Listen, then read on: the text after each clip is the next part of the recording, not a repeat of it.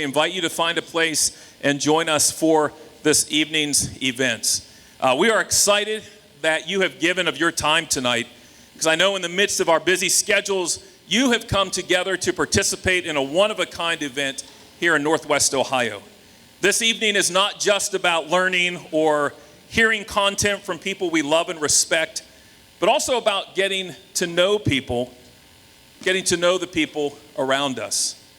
You are a unique group, and I mean that in the nicest of ways. You are a unique group representing many different expressions of our culture here in the Findlay, Hancock County, and Northwest Ohio area.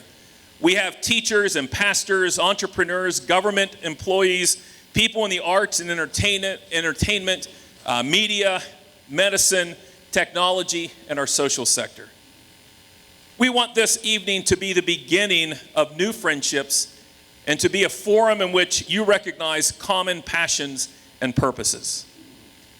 Before we take a moment here and introduce ourselves to those sitting with us, I'd like to make a special mention of 6 Disciplines, which is one of our sponsors who has made this dinner and event possible.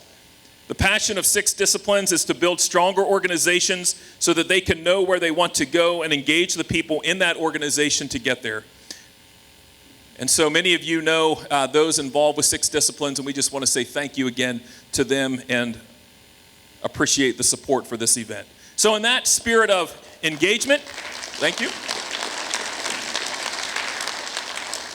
So in that spirit of engagement, I want you to go ahead and just take a moment and introduce yourself and share where you work with those at your table, and then we'll go ahead and get started.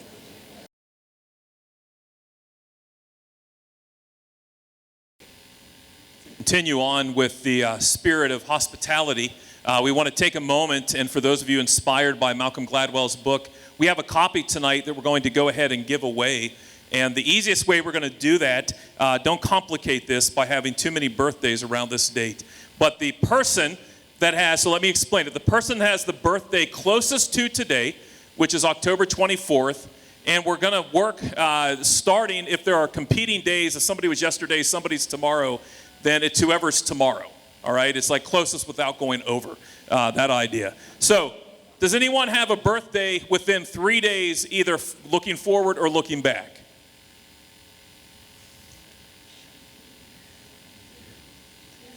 All right, we have, all right. Is your birthday past or is it coming? It's coming within 3 days. Past or coming? Oh, yours is today.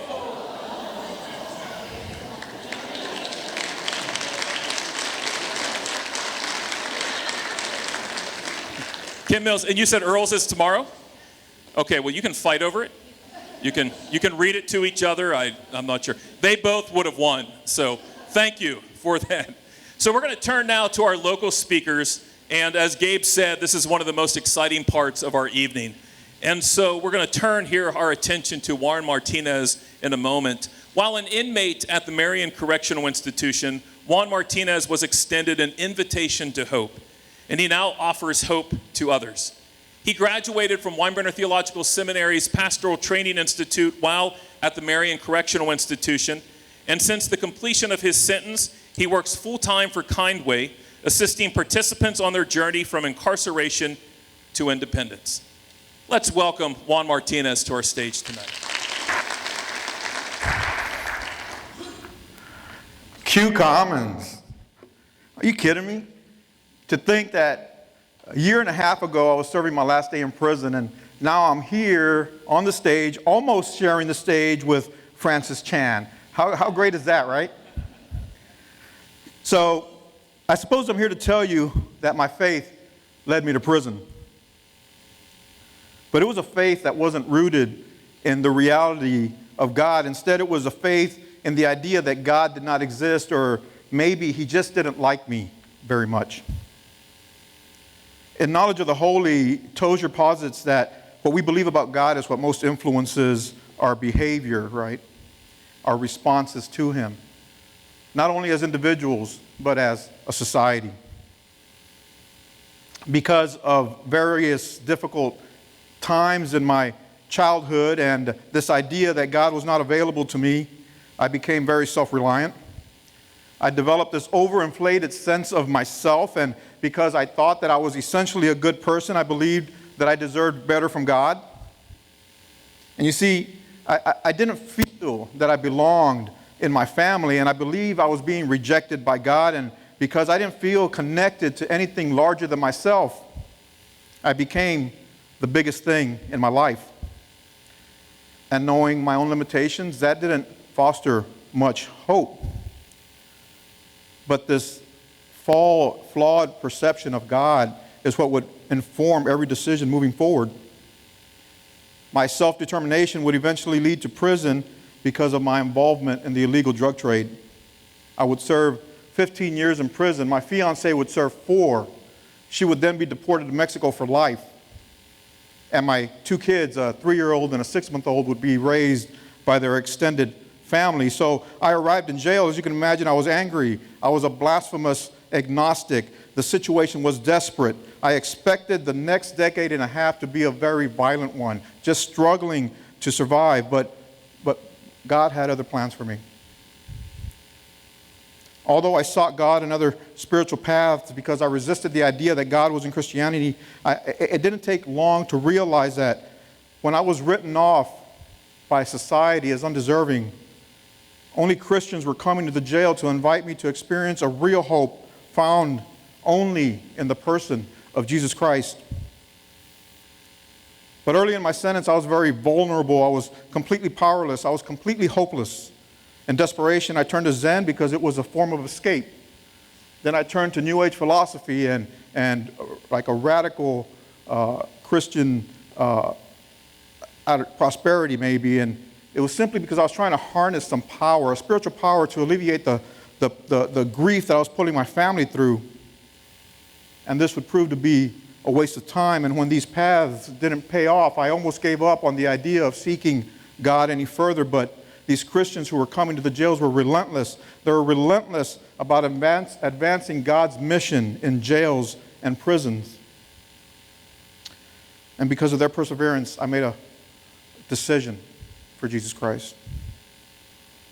Soon after arriving at Marion Correctional, I was baptized and things really began to take off. My first warden at MCI would often say, "God is welcome here." And because God was welcome there, she made a way for the church on the outside to join the church on the inside to develop inmates committed to Christ and to discipleship. And so I quickly found myself serving alongside Christian men in missional ministries like Kairos, like Torch. But it was their constant availability that pointed me to the God who was available in my most desperate crisis. The presence of these Christians informed our faith of a visiting God who during the incarnation emptied himself and visited humanity in our collective undeservedness. The God I once believed was unavailable was now available when I had nothing to offer but my brokenness. God's people reflected the incarnate word. Through them, we experienced Emmanuel. Through them, we experienced God with us. And these people, they're on a mission. In this case, the mission field was prison. What a novel idea, right? Or is it? Is it that we would consider prison a mission field just as we would any other? The fact is, most ministries that do prison ministry do not do it as we would say for Belize or Haiti. For those missions, we prepare, we get ready, right? We have things to consider like cultural distance and language barriers and social customs, social norms. And when we get there, we seek to meet their immediate needs before we even offer them an alternative worldview. And eventually, we train their indigenous leaders to disciple people in their context. Yet my experience as a clerk in one of the busiest prison chapels in the country was that prison ministry too often is merely a few songs, a sermon, and sometimes an altar call. We know this is not the mission that Christ demonstrated. This is not the model that he left for the church. What many people do not know is that there is no shortage of evangelism in prison. We have Christian satellite TV. We have books. We have the tracts. We have just about any form of literature you can imagine professing the gospel. And yes, we have drive-by evangelists. What's missing, however, are more discipleship opportunities that are rooted in Christian orthodoxy. What is working are missional ministries like Kairos and Torch, and now the ministerial training that is provided by Weinbrenner. Through these ministries, our past and current wardens have been extending the invitation to experience God's true mission for the church. I never would have imagined it was possible, and then it happened that day. Dr. Murthy Kola, 5 years before my release, called me into his office to offer a spot in the first cohort of the Pastoral Training Institute at Marion, offered by Weinbrenner. After 4 years, 8 prisoners, as you heard, graduated, and in June of 2018, I was the first to be released. Those who remain are heavily involved in support of the religious services. They create and facilitate Christian programming, but above all, they're just good Christian examples among the other men. Day in and day out, they invite others to a lasting hope found only in Jesus, and their service has far-reaching effects. I know many who have been discipled and have been released in the communities all over Ohio. They are living meaningful lives. My former cellmate recently made me aware that he is serving in a ministerial role in his church, and some of the people we discipled at that time are on track to ordination in their churches. Since coming home, my training has created opportunities to speak before groups, to offer sermons at churches and in prisons and in juvenile centers, and because of the Weinbrenner education, I was really close to signing on with Vineyard Columbus to develop their prison ministry. And as we approached the final interview with Vineyard, Kindway offered me a full-time position where I became the Director of Development and Communications for Kindway and Embark. Our ministry, as you heard, helps facilitate people in their transition from prison to independence. We start with discipleship relationships on the inside before they leave, through the transition, and after the transition. Many of those we serve are capital offenders who are now living productive lives on the outside. What's obvious is that we help those in transition. Right? What's not so obvious is that we also plug volunteers into their calling, and they grow in discipleship with us. Everybody's growing in Christ in this movement. By the grace of God, inmates who accept Christ's invitation to the hope are advancing God's mission behind and beyond the razor wire. But isn't multiplication the church's goal for missions? In every other context, we plant independent churches and we develop their leaders, but in prison it is not the case. And should this be so? Why should prisons be so different? But let me tell you that this is not just an idea. It's a reality because of the partnership between Marion Correctional and Weinbrenner Theological Seminary. So yes, my faith led me to prison, but today a well-informed faith is not only keeping many of us from returning to prison, but it's compelling us to share this hope of Jesus with others. And all of this because a few people dared to trust God and obey Him, to put aside our deservedness, right? And they would share Christ's love with us, which really is what opened our hearts to receive Christ's invitation to hope. Amen. Thank you. We are without a microphone for a moment because I left it on the table. So we are doubly blessed this evening to hear both from Juan as well as to hear from Nicole Brooks Wampler. And Nicole Brooks Wampler is the Deputy Warden of Special Services at Marion Correctional Institution. Day in and day out, she works with a community of people who can easily live in despair without hope. What does it mean to extend hope? What does it mean to extend hope in such a context and for us in our areas of influence? Nicole started her career with the Ohio Department of Rehabilitation and Correction in 1998 at the Corrections Training Academy. In 2015, she was hired as the Deputy Warden of Special Services at MCI. She is actively creating a better future for her community, serving for 3 major boards: the YMCA of Marion, Ohio, the United Way of Marion County, and the Marion Community Foundation.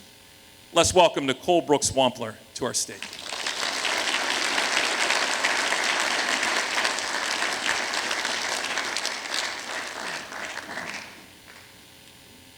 start by saying I hate following Juan Martinez any day of the week. But good evening. It's my pleasure to have the opportunity to speak with you tonight to share my expression of a hope extended. Since September 2015, I have had the privilege of working at Marion Correctional Institution as the Deputy Warden of Special Services. Marion Correctional Institution is a very unique prison. We are home to 2,557 level 1 and level 2 men, 1,245 of them black, 1,232 of them white, 80 classified as other. 766 of those men are doing life in prison. Let that sink in. That's 30% of our population is doing life in prison. Our age range from 18 to 94. So every day as an administrator, I walk in and struggle balancing the day-to-day challenges while constantly trying to come up with creative ways to breathe new life into the facility and bring hope to the men that we incarcerate. We have to come up with creative and effective ways to serve the diverse population of men, because in reality, the needs of an 18-year-old are drastically different from the needs of a 94-year-old, Mr. Schrock, who is in 7 dorm, who I talk about all the time, who is the oldest living man in any prison in the state of Ohio. So this year, our new director, Annette Chambers-Smith, issued her core values almost immediately as she was appointed. In her strategic plan, or her roadmap as she calls it, for our department, she states that our core values are as follows. Take care of staff because they will transform offenders' lives. One team and one purpose. Civility towards all, that includes the men we incarcerate. And hope is job number 1. Hope is job number 1. She believes these core values should guide everything that we do within the walls of every prison every single day. When I attempted to break down what hope extended truly means, I went to the source everyone goes to, right? I Googled it to look up the meanings of both of those words. And hope is defined as a desired accompanied by expectation of or belief in fulfillment, or simply something desired. The definition of extended is cause to cover a larger area, make longer, cause to last longer. So in short, I am here to discuss how to cause the desire of belief of fulfillment to last longer. I truly feel that every day that I walk into the prison, this should be my mission. It is our responsibility to do so. Every day we should foster an environment that causes the desire of belief in fulfillment to last longer in every man that resides in that prison, because the ripple effect or the impact will transform the state of Ohio. How do we do this, you ask? I'm glad you asked. We do this by offering robust programming. At MCI alone, we offer college education for men that are incarcerated there from 4 universities. Weinbrenner Seminary being the one we're talking about tonight. Marion Technical College, where men can get a degree in business administration. Otterbein College and Ohio State University at Marion, where students actually come in from the outside to have class with the inmates inside the facility. These are offered to students and men that were once told, as we heard earlier today, that they would never amount to anything.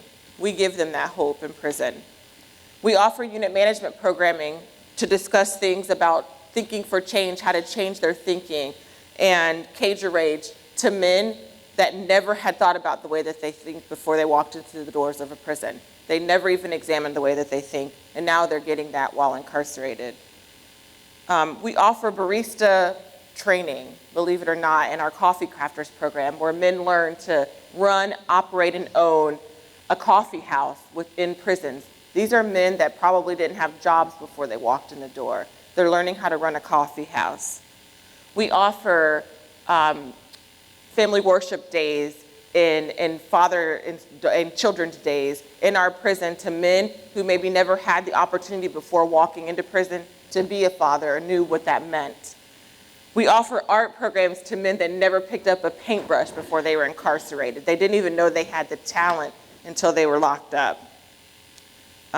We offer, I always like to talk about the fact that we offer theater of conviction in the Coogee Choir, which men who had never acted before, never could sing. Believe me, when they started, they didn't sound very good. But that now, at the beginning of next month, we'll host a play at our institution for the community of their rendition of Hamilton. People that have never acted before until they walked into the doors of a prison. In 2020, our institutions will start offering normalcy units for men that actually train the staff in how to engage men, to help them set goals and to know them on a personal level. That feels more like home, with couches and recliners and murals, because we want to prepare men to get ready for home. That is unthinkable before now. But more importantly than all of those programs, we treat them as human beings. We do this to change the culture within our prison, but in turn, we will change the culture and the landscape of the state of Ohio by doing so. Every day we enter the prison, we have an opportunity to impact 2,500 men every day, who then in turn can impact 5,000 men, who then that will influence their families, their communities, their friends. And then they will impact 10,000 human beings, and you get the picture there. The impact could be staggering. So every day, we should be asking ourselves when we walk in that prison, how can we touch the lives, and how do we extend hope to the men that we incarcerate? People sometimes ask me, how do I work with criminals day in and day out? What motivates you? How can you be kind and thoughtful towards these men who have done some heinous things? Why should you have programs in education? Why? Well, we do it because we believe that prisons aren't just brick and mortar. They're not just fences to keep men inside. We believe that prison can be a chrysalis, a place for transformation to happen. In the book When the Heart Waits by Sue Monk Kidd, she writes, "A cocoon is no escape. It is an in-between house where the change takes place." We choose to view prison as that in-between place where change is encouraged and can occur. What enters in may be an ugly caterpillar, but what leaves with little hope and encouragement and opportunity can be a beautiful butterfly when it gets out. We do it because we are directed by God to do so. Hebrews 13, verse 1 through 3 reads, "Keep on loving one another as brothers and sisters. Do not forget to show hospitality to strangers. For by doing so, some people have shown hospitality to angels without even knowing it. Continue to remember those in prison as if we were together with them in prison. Those who are those who are mistreated as if you yourselves were doing the stuff or were feeling the suffering as well. We are directed by God to bring hope. I take not 1 ounce of credit for Juan Martinez's success story. Still, his success was made possible in the walls of a prison, Marion Correctional Institution. The staff, the volunteers, the incarcerated men, with the help of God, helped to facilitate the transformation of Juan Martinez, 473-619, to Juan Martinez, who you heard, who stood on this stage and shared the same space with a woman that used to supervise him. In the blink of an eye, a man in blue can be standing right next to you on a stage, sharing the stage. God has placed this song in my heart and my spirit over the last few weeks by Lauren Daigle. I listen to it so often now that when it comes on, my son says, "Mommy, your song's playing." But the lyrics are so powerful. They speak to me. Recently, I was listening and I thought, wow, these lyrics are truly describing a hope extended. The first lines are, "You are not hidden. There's never been a moment that you were forgotten. You are not hopeless, though you have been broken and your innocence stolen. God sees you no matter where you are, if you're sitting on the couch in your living room or in the day room of a prison. Hope is extended to those inside of those walls." Mark 2:17 says, Jesus said to them, "It is not the healthy who need a doctor, but the sick. I have not come to call the righteous, but sinners." No matter the sin, God is still God. His word says that he has come for the sinners. The same God that created the wind and the waves and that they still obey is the same God that said that he comes for the sinners. His presence is extended inside those walls. I do it because it's personal for me. I do it for my grandfather, my father, my uncle, my brother, my nephew, who are or have been all incarcerated in that same system. Thank you. We at Weinbrenner Seminary are honored to host Q Commons tonight. And if you're interested to learn more about Weinbrenner, there is a table in the back. You can learn more about academic programs. Also, we heard also evening about the program in partnership with the Marion Correctional Institution. We'd be glad to share more information with that as well.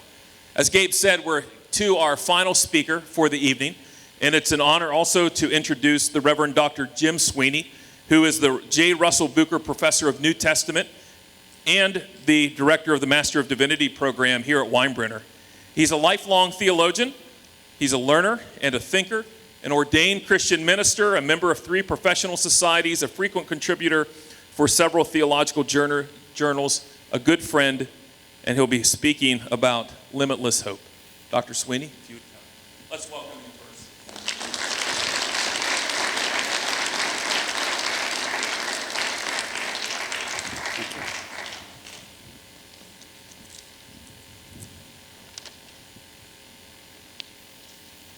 By the way, my knees can't handle getting down on them onto this hard floor, so forgive me.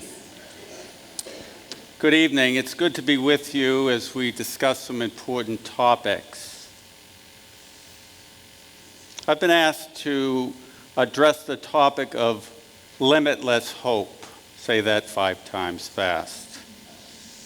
I'll do so in relation to a series of questions. First of all, what is it? Secondly, how can inmates experience limitless hope? Because the focus here is in relationship to limitless hope in connection with correctional institutions.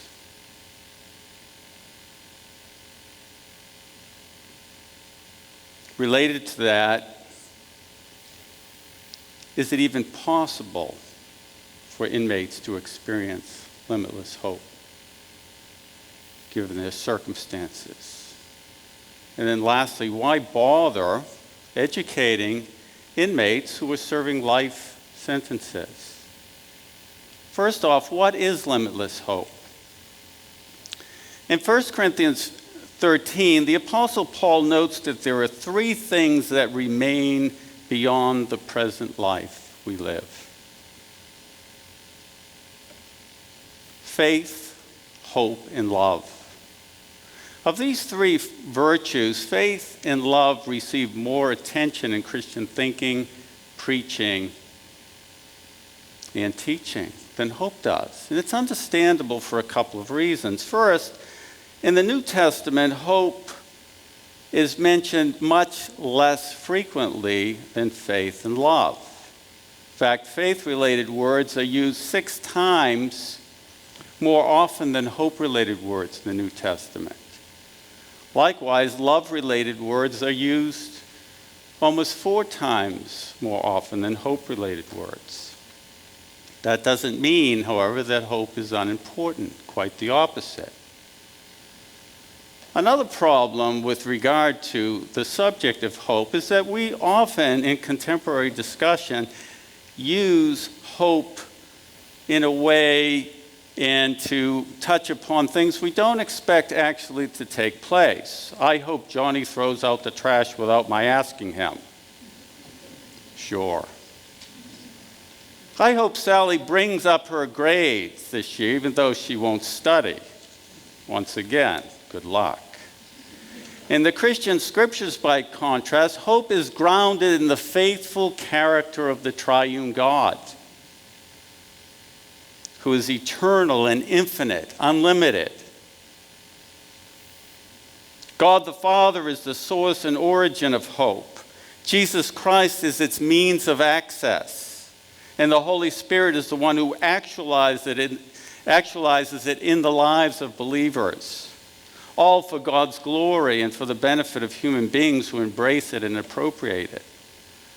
Limitless hope is only available through the limitless triune God, who is its source, means, and the one who actualizes it each of the persons of the Trinity functioning in their respective roles. Limitless hope is conveyed to human beings in conversion. There's both a present aspect as well as a future forward-looking aspect to it. Believers thus have a real, albeit partial, present possession and also wait for the full realization of it in God's future. Believers can live lives inspired by it in the present, but the full realization of the present hope is orientated toward the future, our future life with God. We can conveniently describe limitless hope as God-inspired and God-directed hope. For God has the ability and willingness to stand behind and fulfill what he promises. In other words, God delivers on his promises, and hence, limitless hope from a limitless God. I'll take up our next two questions together because they're interrelated. How can inmates experience limitless hope and in turn influence others toward that same hope? And is this even possible given the experiences of inmates being incarcerated? The New Testament answer to the first part of the question about how inmates can experience limitless hope is by entering into a life-changing relationship with Jesus Christ, which makes persons part of God's own family. 1 Peter 1, 3 through 5 opens with praise to the God and Father of our Lord Jesus Christ, who in his great mercy has given believers new birth into a living hope through the resurrection of Jesus Christ from the dead. In Romans 5, the Apostle Paul likewise challenges believers to rejoice in the hope of the glory of God and to rejoice in sufferings, because suffering produces endurance, and endurance character, and character hope. And hope does not disappoint because the love of God has been poured into believers' hearts through the Holy Spirit given to believers. When one experiences such limitless hope from an infinite God, one's default redemptive response is to want to share this hope with others. We see then that limitless hope, God-inspired and God-directed hope, is independent of human circumstances. So yes, experiencing limitless hope is possible even in prison contexts. This is exemplified in the later years of the life of the Apostle Paul, a major New Testament figure, who testifies to limitless hope in the context of being incarcerated himself. His only ostensible crime was bearing testimony to the risen Jesus, who had fundamentally changed both his life and his outlook on life. When the risen Jesus apprehended him on the road to Damascus, one of the great ironies of human history, he's going out to apprehend Christians and God apprehends him. How about them apples?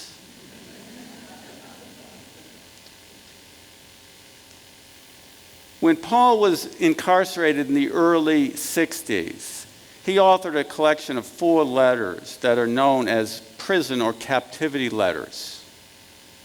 They're so named because he authored them when he was in prison, and in them he speaks of hope. Our last question is, why bother educating inmates who are serving life sentences? And very simply, because this life is about more than the present. It is also intended by God to be preparation for the life to come. And while some inmates, because of the nature of their crimes, will not regain access to life outside of prison, that does not exclude them from living meaningful lives in prison and being prepared for and preparing others for life now and the life to come. Think again of the Apostle Paul, who upon being rearrested for the crime of being a Christian, did not regain release, but remained incarcerated until his unjust execution by beheading. Yet as he faced this plight, he did so in hope. He writes to his understudy and ministry colleague Timothy, "I am already being poured out like a drink offering, and the time for my departure is near. I have fought the good fight. I have finished the race. I have kept the faith. Now there is in store for me the crown of righteousness, which the Lord, the righteous judge, will award to me on that day, and not only to me, but to all who have longed for his appearing." Theological education is thus relevant for life now and for the life to come. And limitless hope is important for all, because there is a sense in which we all have been given a life sentence called mortality.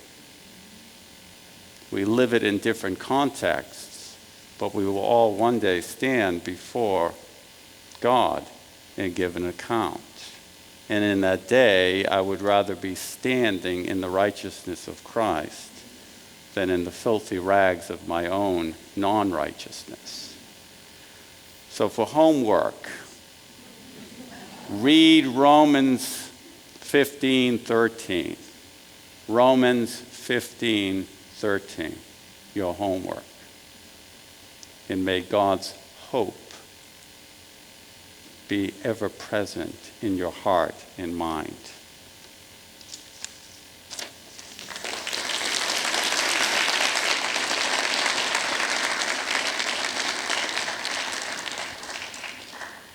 Thank you again, everyone, for attending this evening. Thank you to Juan, Nicole, Dr. Sweeney for your challenging, insightful, encouraging, yet at the same time challenging. And so as we think about tonight, it is good to be together. Special thanks again to Six Disciplines and their founder, Gary Hartz, for being one of our sponsors tonight. As Gabe mentioned, there is a National Q Conference on April 22nd to 24th in Nashville, Tennessee. If you are interested in attending, you can talk with Pastor Ben Tobias. Ben, his hand's up there. And so that's just stood up, thank you. He has a few tickets. They're $280 plus transportation, lodging, and food. But if you want to talk more, Ben does have some tickets, has attended the Q Conference as well as some others as well. But just to point that out, if that's something you want to get on your calendar. Now, at the risk of sounding like I'm saying, thanks for coming, now get out. That's not... A few words about the transition. You might have noticed the instruments behind me. The University of Findlay Campus Ministry, thank you for coming and thank you for your graciousness in allowing us to push right up to their Revive worship service. So I just want to say a few words about how we're going to transition, because there's a chance if you walk out that door and you open it, you will never make it out unless you're crowd surfing, because they're going to come flooding in. If your schedule allows, it's an invigorating time of worship. For those of us that are over early 20s, it's really late. And so I say that with all the humility that I have, but it is a wonderful time of worship. And if your schedule allows and you'd like to participate, I'd encourage you to do so. But as you do leave tonight, I would ask that as conversation continues, stay, talk, but do know that their service will be beginning in a few minutes. And so I'd ask that as we exit, if we'd use this door on this side of the room, that way that'll allow them to come in, get set up, and get transitioned. But it is a privilege. And so let's express our appreciation to those also to campus ministry.